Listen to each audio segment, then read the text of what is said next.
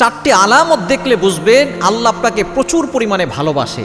আল্লাহ যদি কাউকে ভালোবাসেন তাহলে এই চারটি জিনিস তাকে দিয়ে পরীক্ষা করেন।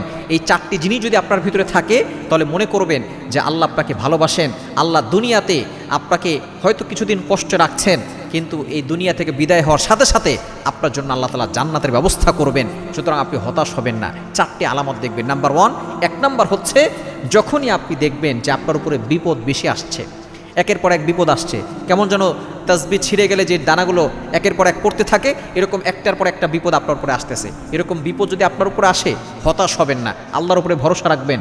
আল্লাহ বলছেন ওয়ামান ইয়াতাওয়াক্কাল আলাল্লাহি ফাহুয়া হাসবু, যে আল্লাহর উপর ভরসা করে আল্লাহ তার জন্য যথেষ্ট হয়ে যায়।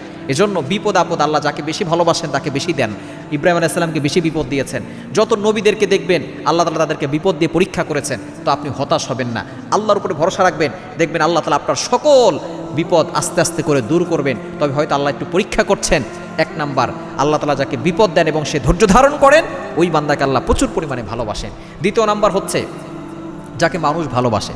যখন কোনো ব্যক্তি আল্লাহর জন্য কাজ করে, আল্লাহকে খুশি রাখার জন্য কাজ করে, আল্লাহকে সন্তুষ্ট করার জন্য কাজ করে, আল্লাহকে স্যাটিসফাইড করতে চায়, ওই বান্দা যখন আল্লাহর জন্য ইবাদত করে তখন আল্লাহ জিবরাইল আলাইহিস সালামকে ডাকতে বলো, জিবরাইল আমি অমুকের ছেলে অমুককে ভালোবাসি, তুমিও তাকে ভালোবাসা শুরু করো। জিবরাইল আলাইহিস সালাম ভালোবাসা শুরু করে দেন এবং সে আসমানের সকল ফেরেশতাদেরকে ডাক দিয়ে বলেন, ও ফেরেশতারা শুনে রাখো, আল্লাহ অমুকের ছেলে অমুককে ভালোবাসে, আমি ভালোবাসি, তোমরাও ভালোবাসা শুরু করে দাও।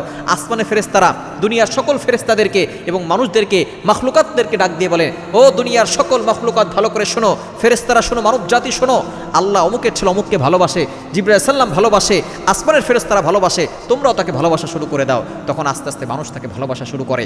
সুতরাং মানুষ যাকে ভালোবাসে আল্লাহ তাকে বেশি ভালোবাসেন, এজন্যই মানুষ তাকে মহব্বত করে। 3 নাম্বার, যার ভিতরে দ্বীনের সঠিক জ্ঞান আছে।